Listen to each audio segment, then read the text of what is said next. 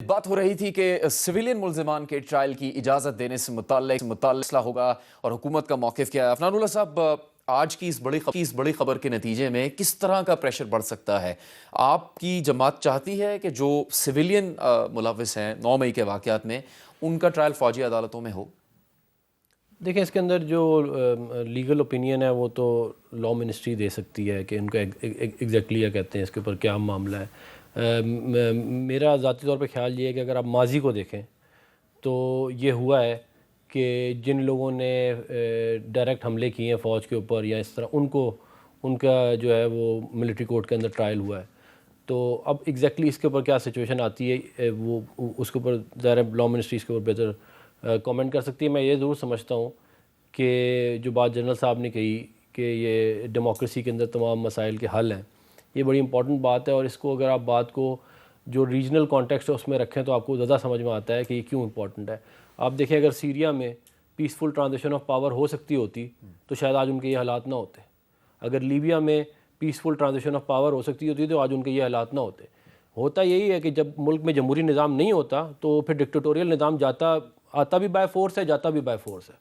تو اس لیے اللہ تعالیٰ کی مہربانی سے ہمارے ملک میں جیسی بھی جمہوریت ہے کمزور ہے، لیکن یہ اسی نظام کو بہتر کر کے ہی ہم ملک کو آگے لے کے جا سکتے ہیں۔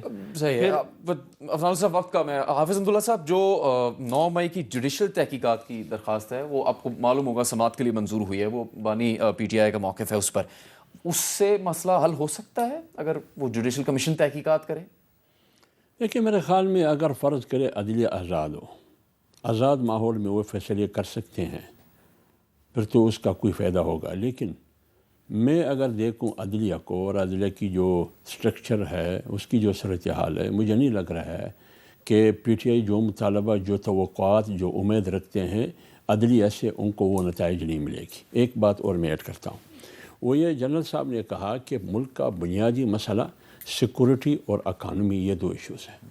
اب سیکورٹی بحران کیوں ہے، اکانومی بحران کیوں ہے؟ اس کا بنیادی وجہ سیاسی بحران ہے۔ جب سیاسی استحکام نہ ہو تو آپ کی اکانومی بھی ٹھیک نہیں ہوگی، آپ کی امن و امان بھی ٹھیک نہیں ہوگا۔ اب سیاسی استحکام کیوں نہیں ہے؟ جمہوریت نہیں ہے اس ملک میں، کیونکہ جمہوریت اس لیے نہیں ہے کہ صاف اور شفاف انتخابات نہیں ہوئے 8 فروری کو۔ تو جب تک آپ اس انتخابی پروسیس کو ریورس نہیں کریں گے، ملک میں صاف اور شفاف انتخابات نہیں کریں گے، جتنا ہی جمہوریت کے ترانے آپ لپتے رہیں گے، نہ اس سے سیاسی استحکام آئے گا، نہ اکانومی استحکام آئے گا، نہ سیکورٹی استحکام آئے گا۔ پروگرام ہم ختم کریں گے۔ مولانا صاحب کہہ چکے ہیں اسمبلی کے فلور پر کہ اب آگے بڑھنا ہے، جیسی بھی حکومت ہے اس کو ہمیں تسلیم کر کے نظام کو بہتر کرنے کی کوشش کریں۔ مولانا کا اب بھی مطالبہ یہ ہے کہ اگر آپ چاہتے ہیں استحکام تو اس کا ایک ہی راستہ ہے، صاف اور شفاف انتخابات اور جلد از جلد